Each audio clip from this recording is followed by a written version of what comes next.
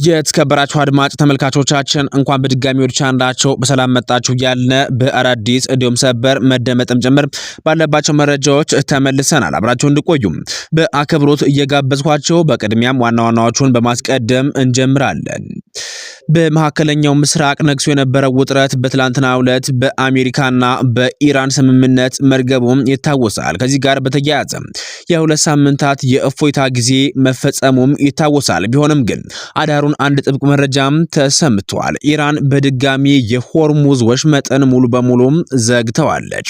ኢራን ለምን የሆርሙዝ ወሽመጥን ሙሉ በሙሉ ዘጋቸው? እንዲሁም ደግሞ ለምን ከአሜሪካ ጋር የገባቸውን ስምምነት ጣሰች? ዝርዝር መረጃ አለ። እንዲሁም ደግሞ ኢራን የተኩስ አቁም ስምምነቱን በመጀመሪያ ለምን ተቀበለች? እንዲሁም ደግሞ ኢራን ይህንን ስምምነት በአሁኑ ሰዓት ላይ ለምን አፈረሰች? እንዲሁም እነዚህ የሁለቱ ሀገራት ስምምነት ምን ያካተተ ነበረ?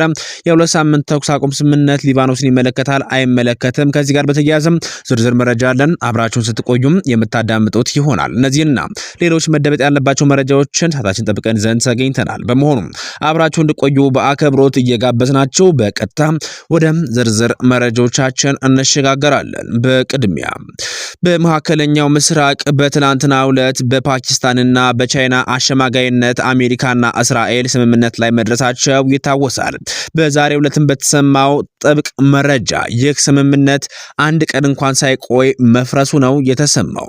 ከትናንትና በስቲያ የአሜሪካው ፕሬዝዳንት ዶናልድ ትራምፕ ለኢራን ጥብቅ የ48 ሰዓታት ቆይታ ስምምነት የሚስማሙ ከሆነ እንዲስማሙ፣ የማይስማሙ ከሆነ ደግሞ በዓለም ላይ ተፈጽሞ የማይታወቅ ጥቃት ሊፈጽሙ ዛቻ ዝተው ነበረ። ቢሆንም ግን የዛቻው የደቂቃዎች ሲቀሩ ጥቃቱ ሊፈጸም ሲልም ኢራን ስምምነት ላይ መድረሷም ተሰምቷል። ቢሆንም ግን በአሁኑ ሰዓት ላይ ይህ ስምምነት ለአንድ ቀን እንኳን አልቆየም። ኢራን በአሁኑ ሰዓት ላይ ስምምነቱን ሙሉ በሙሉ ጥሳለች። እንዲሁም ደግሞ ሆርሙዝ በድጋሚ ተዘግቷል።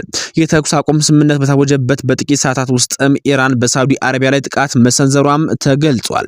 የምስራቅ ምዕራብ ነዳጅ መስመር በአሁኑ ወቅትም ሳውዲ አረቢያ ድፍድፍ ነዳጅ ወደ ውጭ የምትልክበት ብቸኛው አማራጭ መስመር በመሆኑ ጥቃቱ ስትራቴጂካዊ ጉዳት አድርሷልም ተብሏል። ከነዳጅ መስመሩ በተጨማሪ በሳውዲ አረቢያ ግዛት ውስጥም የሚገኙ ሌሎች ወሳኝ ተቋማትም የጥቃቱ ሰለባ መሆናቸውም ተረጋግጧል። ይህ አዲስ ክስተትም በኢስላማባድ ሊጀመር በታቀደው የሰላም ድርድርና በቀጠናውም ደህንነት ላይ ስጋት ከመጋረጡ ባሻገር የተኩስ አቁሙን ህልውና አደጋ ውስጥ ደግኖታል። የሳውዲ ብቸኛ ነዳጅ መውጫ መስመር መመታቱን በዓለም አቀፍ ነዳጅ ገበያ ላይ ከፍተኛ መቃወስ ሊፈጥር ይችላል ሲሉም ተንታኞችም ስጋታቸውን አስቀምጠዋል። የባህረ ሰላጤው አገራትም ለሰላም ድርድር ያቀረቡትን የባህር ላይ ደህንነትና ጣልቃ ለመግባት ጥያቄ ገና ከመጀመሩ ጥሰት ደርሶበታል ሲልም ያስነበበው ሮይተርስ ነው። ከዚህ ጋር በተያያዘ ሆርሙዝ በድጋሚ የሆርሙዝ ሰርጥ ኢራን መዝጋቷን የተሰማው የኢራን መገናኛ ብዙሃን እስራኤል የእግረኛ ጦሯን ወደ ሊባኖስ ከገባ ወዲህም ግዙፍ ያለችውን ድብደባ መፈጸሟን ተከትሎ በሆርሙዝ ወሽመጥም ነዳጅ ጫኝ መርከቦች ማለፍ ማቆማቸውም ተዘግቧል። ኢራንና አሜሪካ በደረሱ ተኩስ አቁም ስምምነትም በባህር ወሽመጡ በኩል ነዳጅ ጫኝ መርከቦቹም እንዲያልፉ ማድረግ ቁልፍ የስምምነቱ አካል ነበረ። ነገር ግን ከኢራን እስላማዊ አብዮት ዘብ ጋር ግንኙነት ያለው ፋርስ ዜናዊ ክልም ትላንትና ማልዳ ከቴህራን ፈቃድ አግኝተው ሁለት ነዳጅ ጫኝ መርከቦችን ማለፍ ችለው ነበረ። ቢሆንም ግን ከዚያ በኋላ ግን መርከቦች እንዳያልፉም ተደርገዋል ሲልም ተሰምቷል። የሁለት ሳምንቱ ተኩስ አቁም ስምምነት ሊባኖስን አይመለከትም ሲልም ኔታንያሁም ተናግሯል። የእስራኤሉ ጠቅላይ ሚኒስትር ቤንያሚን ኔታንያሁ አሜሪካ ከኢራን ጋር የደረሰችው የሁለት ሳምንት ስምምነት ተኩስ አቁም ስምምነት ቢደግፉም ስምምነቱ እስራኤል በሊባኖስ ላይ የምታካሄደውን ወታደራዊ ዘመቻ እንደማያካትም በይፋም አስታውቋል። ኔታንያሁ በኤክስ ገጻቸው ባሰፈሩት መግለጫ ፕሬዚዳንት ዶናልድ ትራምፕ ኢራን የኒውክሌርና የሚሳኤል ስጋት እንዳትሆን የሚያደርጉትን ጥረት እንደሚደግፉ ገልጸው የተኩስ አቁም ስምምነቱ ግን ሊባኖስን አይጨምርም በማለትም እስራኤል ከሂዝቦላ ጋር የምታደርገውን ውጊያ እንደማትቆም አረጋግጠዋል። ይህም የፓኪስታን ጠቅላይ ሚኒስትር ሻህባዝ ሸሪፍ የተኩስ አቁሙ ሁሉንም ስፍራ ያካታል በማለትም የሰጡትን መግለጫ ውድቅ የሚያደርግ ሆኗል። የሊባኖስ ጠቅላይ ሚኒስትር ነዋፋ ሰላም በበኩላቸው የሂዝቦላ እንቅስቃሴ በኢራን የሚመራ በመሆኑ የአሜሪካና የኢራን ድርድር ለሊባኖስ ጣፋንታ ወሳኝ መሆኑንም ገልጸዋል። ይህ በእንዲህ እንዳለ ለእስራኤል በትናንትናው ዕለትም በደቡብ ሊባኖስ የአየር ጥቃቷን የቀጠለች ሲሆን ከመጋቢት ከመጋቢት ወር ጀምሮ በሊባኖስ በደረሰው ጥቃትም ከ1500 በላይ ሰዎች ሲገደሉ ከ1.2 ሚሊዮን በላይ የሚሆኑት ደግሞ ተፈናቅለዋል።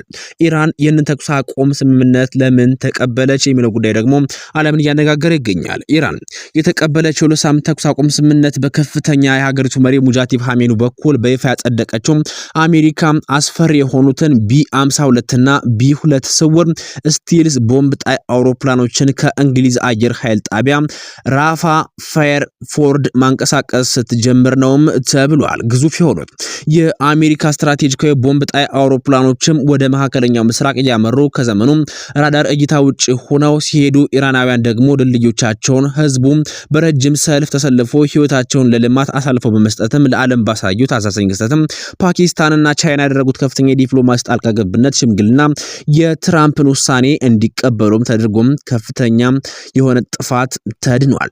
በመካከለኛው ምስራቅ ለሳምንታት የቆየው ጦርነት ስጋትም ወደ ሰላማዊ የቀረቡበት ሆርሙዝ ሰርጥ እንዲከፈት የተደረገበት ታሪካዊ ክስተትም ለሁለቱ ሀገራት ብቻ ሳይሆን ለዓለምም እፎይታን ሰጥቶ ቆይቶ ነበረ።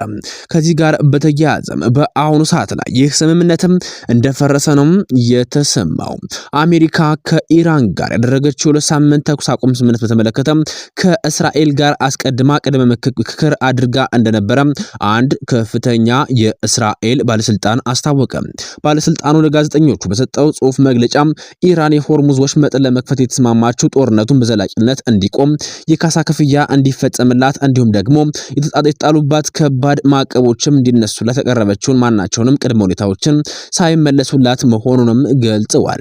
የትራምፕ አስተዳደር በቀጣይ በሚደረጉ ድርድሮች ላይ አሜሪካ ጠንካራ አቋሟን እንደማትቀየር ለእስራኤል ማረጋገጫ መስጠቱንም ባለስልጣኑም ጠቁሟል። በዚህ መሰረትም ዩናይትድ ስቴትስ ኢራን ማናቸውንም የኒውክሌር ቁሳቁስ ከሀገሯ እንድታስወጣ፣ የዩራኒየም ማበልጸግ ስራዋን ሙሉ በሙሉ እንድታቆምና የባሊስቲክ ሚሳኤል ስጋቷን እንድታስወግድ ጥብቅ ጥያቄዋን ይዛ እንደምትቀጥልም ተናግረዋል። እነዚህ የእስራኤልና የአሜሪካ የጋራ ግቦች ናቸው ማለትም አቋማቸውን ያንጸባረቁት ባለስልጣኑ ኢራን ጥያቄዎቿን ወደ ጎን ትታ ወሽመጡን ለመክፈት የተገደደችው ጦርነቱ ከተጀመረ ጊዜ አንስቶ በተለይ ባለፉት ጥቂት ቀናት ውስጥ በመሰረተ ልማቶች ላይ በደረሰው ከፍተኛና አክሳሪ ውድመት ምክንያት መሆኑንም አብራርተዋል። በመካከለኛው ምስራቅ ጦርነቱ በቀጠለበት በአሁኑ ሰዓት ላይ ይህ ክስተት መፈጠሩም ነገሩን አባብሶታል።